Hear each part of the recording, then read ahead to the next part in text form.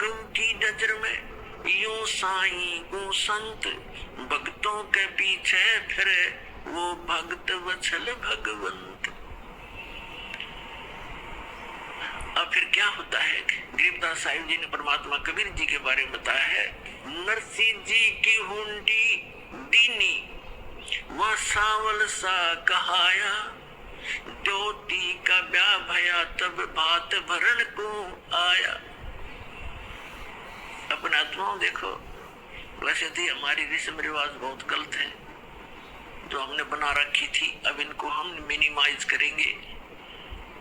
लेकिन सतयुग त्रेता द्वापर में परमात्मा ने कहा था कि बहुत ही कम हंस पार हो पाएंगे, और इस कलयुग में मैं धीरे धीरे जो समय फिक्स किया इसी के दौरान सबको पार करूंगा, और पार होने की विधि उन्होंने बताई है, वो दास आपको बताता रहेगा। लेकिन आपको दास बार बार बताता है कि ये काल भगवान जो यहाँ का प्रभु स्वामी है 21 ब्रह्मांड का, ये सरपुरुष है, इसको सरब्रह्म भी कहते हैं, इसको ब्रह्म भी कहने लगे। ये काल है जो स्वरूपी निरंजन है, ब्रह्मा विष्णु महेश का पिता है, दुर्गा का पति है। ये चाहता है कि यहाँ के प्राणी परमात्मा से परिचित रहे, गलत साधनाएं करें, भगवान से इनकी आस्था हट जाए और ये नास्तिक हो जाए। जब ये नास्तिक हो जाएंगे तो सुनेंगे नहीं भगवान के लिए, और परमात्मा ने आना था 5500 वर्ष पे बीत जाएंगे, स्वयं ने आए तो दास भेज दिया वो ज्ञान कराने के लिए। तो इससे पहले उसकी नीति ये थी कि सबको ऐसा नास्तिक बना दूं ये भगवान से दूर हट जाए। और परमात्मा ये चाहते हैं कि इनमें इस कलयुग की पिछली पीढ़ी तक परमात्मा की आस्था चाह बनी रहे। आज तक हम देखो नरसिंह जी जैसे महापुरुष के उदाहरण आज तक गुणगान करते आए जितने भी प्रचारक थे, और जिस कारण से हमारी आस्था बनी रही कि भगवान ऐसा करता ही करता है। लेकिन ना उन प्रचारकों को कभी ऐसा हुआ, ना उनके उपासकों को कभी ऐसा हुआ, लेकिन उसके कारण हम डटे रहे कि भगवान ऐसा करता है, ऐसा हुआ है तभी तो गुणगान हो रहे हैं। अब क्या हुआ कि एक दिन उसकी लड़की का विवाह, लड़की ब्याह रखी थी, विवाह कर रखा था उसका, लड़की जवान होगी, उसका विवाह हुआ। उसके विवाह के लिए लड़की आगे बात नौतन, यानी अपने पिता, ऐसे रिवाज बना रखी अपन ने, तो ये रिवाजें अच्छी नहीं है, फिर भी भगवान ने दुखी होना पड़ा, उसके लिए भी बहुत कुछ करना पड़ा। अब उसकी लड़की आई और पिता से कहा, पिताजी आपकी ज्योति का विवाह है, इस दिन बात है, आप आइएगा। तब उसने कहा कि मैं निर्धन कंगाल बेटी, ना मेरे पास दाम धन नहीं, पर आऊंगा बेटी मैं सुमरूंगा राम, जैसा भी कंगाल हूं मैं तेरे द्वार पर अवश्य आऊंगा। लड़की चली गई। लड़की जैसे वहां प्रतिफल में कुछ दिया करते हैं, बेटी जावे भात नोच कर कुछ नहीं दिया। इसको देखकर उसकी सास, लड़की की सास ने बहुत कुछ उलाहने दिए, लड़की को बहुत बुरा भला कहा कि उसने नाश कर दिया, सारी संपत्ति लुटा दी, कंगाल होकर बैठ के हमारी बेइज्जती करवा दी, कदे कदे हमारी इज्जत शिकरमा थी। अब लड़की बोल रहा क्या, बेचारी सबर का घूंट आंसू में टपकाने लगी बैठ के एक तरफ जाकर। अब नरसिंह चिंतित हुआ कि कैसे वहां पहुंचेंगे, कौन मेरा साथी होगा। यदि वो सेठ होता और बात आ जाता, उसके साथ जाने वाले सैकड़ों इकट्ठे हो जाते गांव नगर के आगे, और उस दिन कोई नहीं आया। उनके पास कुछ अंधे सूरदास आया करते थे, नरसिंह जी की झोपड़ी पर बैठ जाते थे, सत्संग करते थे, विचार विमर्श करते थे, फिर चले जाते थे। उनमें एक शिक्षण नाम का बुद्धिमान था सूरदासों में। उसने कहा कि आज नरसिंह तेरी बात में कसक नहीं, तेरी आवाज में कोई चिंता टेंशन बन गई। उसने बताई कि ऐसे ऐसे लड़की आई थी और ज्योति का बात आ गया है और ये चिंता बन गई मैंने। नरसिंह वो कहने लगे, शिक्षण सूरदास अंधे ने कहा कि भाई भगवान पर भरोसा रख, दिल ना तोड़े, हम चलेंगे तेरे साथ। में बोला नगर का कोई साथ नहीं हो सकता। कहने लगे हम चलेंगे सारे के, वो 16 जने थे गिनती में। बोले हम चलेंगे तेरे साथ, चिंता ना करे। कोई बात नहीं, देखी जाएगी, जो भगवान को इज्जत हो जाए बेइज्जती, पर बेटी के द्वार पर खड़े जरूर होंगे चल के। तो वहां सफर करने के लिए पहले बैलगाड़ियां थी। बैलगाड़ी उसके पास नहीं, गांव से मांग कर लाया, किसी ने बैल ऐसा दे दिया, तो घर से मांगी वस्तु उधारी ऐसे देते थे जो घर से रिजेक्टेड सी हो। किसी से एक बैल मांग गया, किसी से दूसरा, उन्होंने ऐसे दे दिए काम चलाओ से, निकम्मे से बैल। और बैलगाड़ी थी खराब सी, वहां कह दिख ले जा सेठिया। अब सेठ ने वही बैल दोनों जोड़ के गाड़ी ले ली, बैलगाड़ी। 16 सूरदास उसमें बैठ के, वो उसके मित्र। अब गाड़ी चले नहीं, क्योंकि ना तो बैल ढंग से चले, ना उसने चलाने आवे, ड्राइवर कभी रहा नहीं बैलों का। और गाड़ी ऐसे लचर पचर करती हुई चल रही है धीरे धीरे।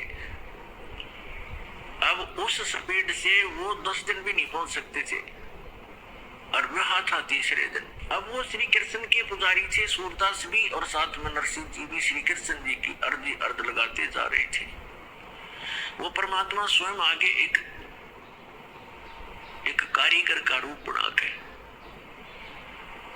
और उनसे कहने लगे कि भाई नरसिंह सेठ, मैंने भी उस गांव में जाना है, जिस गांव में उन्होंने जाना था उससे एक गांव पहले का नाम बता दिया नरसिंह जी का, और कहने लगे मुझे भी बैठा लो अपनी गाड़ी में, साथ में भी चल पड़ता हूँ।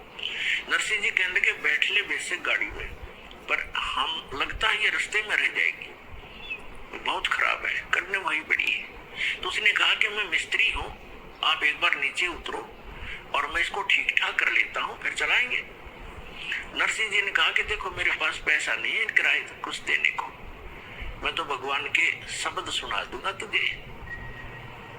तो कारीगर रूप में भगवान बोले कोई बात ना, मैं कुछ नहीं लूंगा आपसे, मैं आपके साथ बैठकर भी तो चलूंगा। अच्छा फिर ठीक है। तो पुण्यात्माओं, ये जितने आज तक प्रचारक हुए उन्होंने श्री कृष्ण जी को सुप्रीम पावर मान के और नरसिंह जी को उसका भगत जान के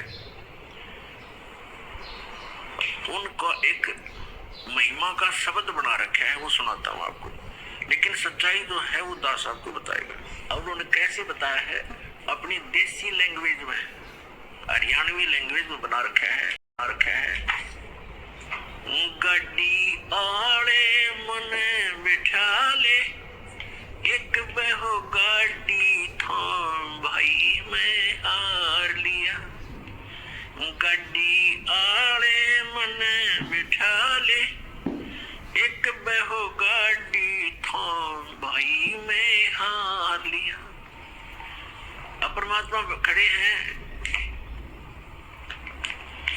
एक कारीगर के रूप में, सारे इंस्ट्रूमेंट औजार ले रखे, उपकरण, आरी भी, ऐसे काटने पीटने की बसोली सारे ले रखे। और क्या कहते हैं, गड्डी आले मने बिठा ले, एक बहो गाड़ी थाम भाई मैं हार लिया। नरसिंह जी जब न्यों बोले, या गाड़ी मेरी पुरानी है, प्रभु जी फिर न्यों बोले, भाई के मेरे त छानी है। प्रभु जी फिर न्यों बोले, क्या मेरे त छानी है। नाम कृष्णम जात का खाती, ये जानू सारा काम भाई मैं हार लिया। गड्डी आले मने बिठा ले, एक बहो गाड़ी थाम भाई मैं हार लिया। प्रभु जी फिर लगे समारण, ले हाथ में आरी जी।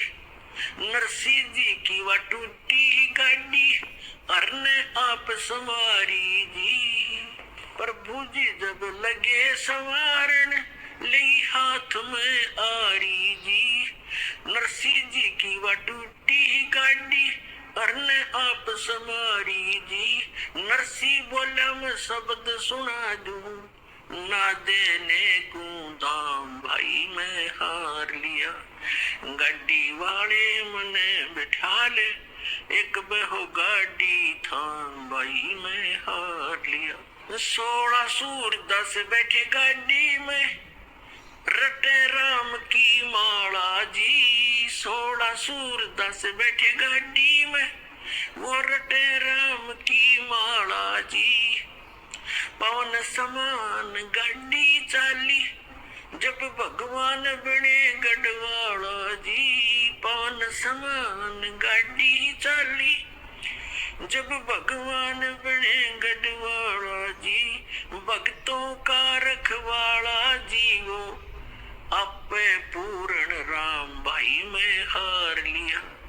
गड्डी आले मने बैठा ले, एक बहो गाड़ी थाम भाई में हार लिया। बैलों ऊपर हाथ फेर दिया, बल बैलों में आया जी।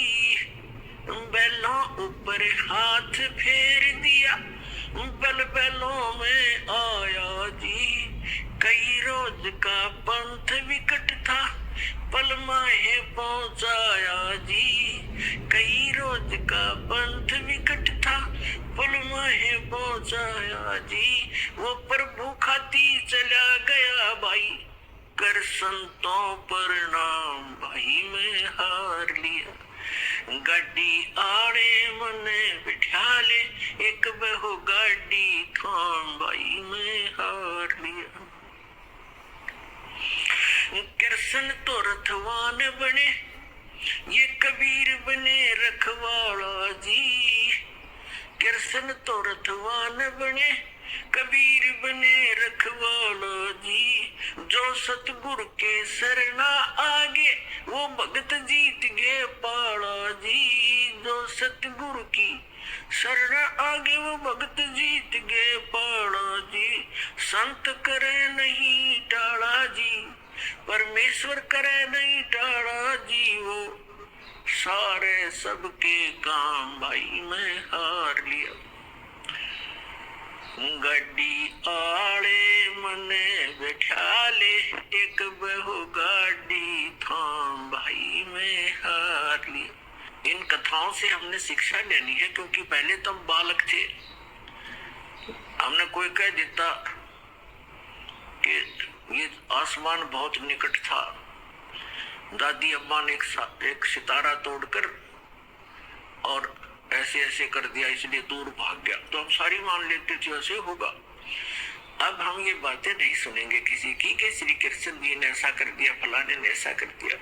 गीता अध्याय नंबर 15 के श्लोक नंबर 17 में समझ किया है कि उत्तम पुरुष तु अन्य परमात्मा की अवधारत, ये लोक धर्म अवश्य विवृत्ति अवैश्वर है, तो सबका धारण पोषण करता है, सबकी केयर टेक करता है, तीनों लोगों में सबका वही एक ही मालिक है। वही सब अपने भगत से पहले पुण्य करवाता है, फिर उसके आधार से अब स्वयं ही उसकी मदद करता है। तो कहने का बात यह है कि नरसिंह जी जब न्यों बोले, नरसिंह जी ने कहा कि गाड़ी मेरी पुरानी है, कंडम है, ये चल नहीं पा रही है, तो परमात्मा ने कहा ये क्या मेरी तछानी है, अब तेरा दुख क्या मुझसे छुपा है, मुझे क्या बताना चाह रहा भक्त, मुझे पता है, इसलिए मैं आया हूँ। तो पुण्यात्माओं, जब हम भगवान पर आश्रित होंगे, पर हमारा इतनी हिम्मत रही कोई ना कि हम यहाँ तक सैक्रिफाइस कर सके, पर परमात्मा ने दूसरा तरीका अपना दिया कि तुम अपना लगे रहो, एक दिन अवश्य होगा। अब जैसे विश्वास करने के दो तरीके होते हैं, एक तो यूं मान ले कि जो सामने वाला कह रहा है यह बात सच्ची होगी, और नहीं फिर उसके बताए अनुसार कुछ करके प्रैक्टिकल देख ले, तो वो भी बात फिर वो सच्चाई तो ऊपर आएगी। जैसे एक किसान था और एक सेठ के पास अपनी फसल बेचकर आता था मंडी में, और उसका आड़ती था पक्का और नहीं जाता था कहीं पर। एक दिन क्या हुआ कि जब वो फसल लेकर गया 2-3 महीने 4-6 महीने के बाद, तो पता चला कि उस सेठ की दुकान बंद है। पूछने से कारण का पता चला कि उसका दिवाला निकल गया, वो अब आड़ती नहीं रहा, तो उसका मित्र भी हो गया था वो बहुत अच्छा। अब उसके पास गया, उसके कुछ पैसे भी देने थे, कुछ उधार ले जाता था उससे सेठ, वो किसान। उसके घर गया सेठ के, उससे पूछा सेठ जी क्या बनेगी, भाई बहुत बुरा हाल हो गया, मेरा तो घाटा लग गया बिजनेस में बहुत गना, और मेरा दिवाला निकल गया, रोजी रोटी को भी दूभर हो गए। कुछ रास्ता बता मेरे को मित्र। अब किसान को तो अपने ही प्रोसेस का पता था, प्रोसीजर का।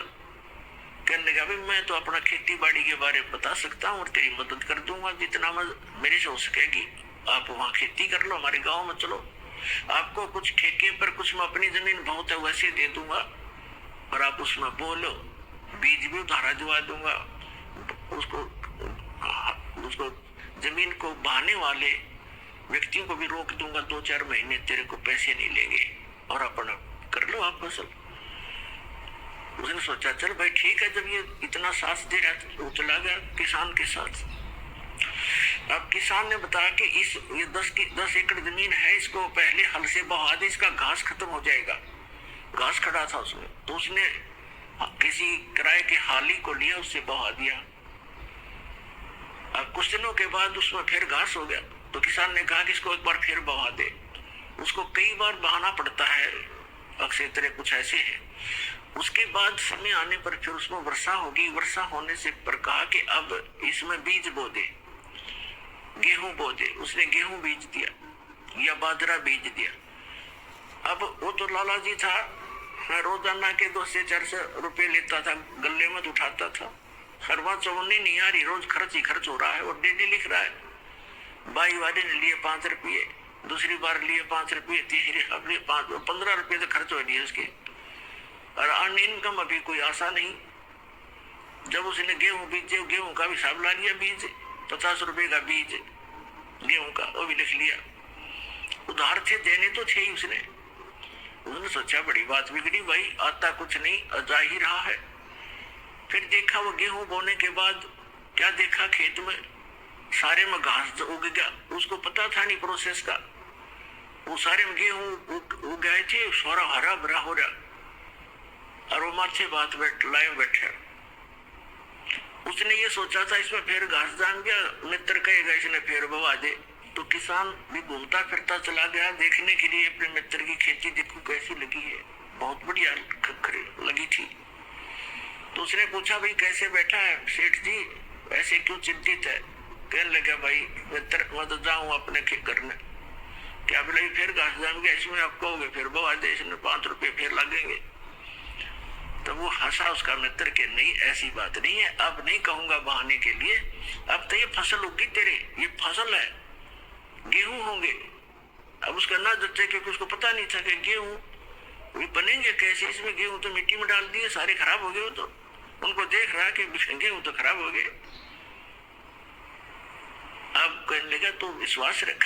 उसको विश्वास यूं था कि उसका साथी भी ऐसा ही कर रहा था, अज्ञू भी ऐसे बोल रहा था, थोड़ा दिल डट रहा था, पर दचा कती नहीं थी। और जब वो परिपक्व हो गए गेहूं, 40 मन गेहूं डाले थे 1 एकड़ में और 40 किलो, और फिर वहां निकले काफी 20-30, उसमें ऐसे होते थे 20-30 मन। तो जब वो गेहूं पक गए, उसमें बाली को उसने फोड़ कर देखा, उसमें गेहूं थे। ओहो, तब उसको विश्वास हुआ कि सच में जो मित्र कह रहा था आज वो सारी सच्ची पाई। तो अपने आत्माओं, ऐसे ही एक जो ज्ञान है आप प्रथम बार सुन रहे हो, इस भगवान के विषय में भी आप प्रथम बार सुन रहे हो। बहुत से कि प्रथम समझो, जिसे नव ज्ञान लिया, यहाँ से उपदेश लिया, वो प्रथम ही समझा जाता है। तो दास जो आपको बता रहा है, दास ने भी वही काम किया है जो आपको समझा रहा हूँ, बता रहा हूँ, और फिर आपके साथियों को भी ये लाभ हुए हैं। तो आप इनको देखकर और इस ज्ञान को आधार बनाकर ये करते रहना, एक दिन विश्वास आपका हो जाएगा। तो इस प्रकार हम जो साधना किया करते थे वो गलत करते थे।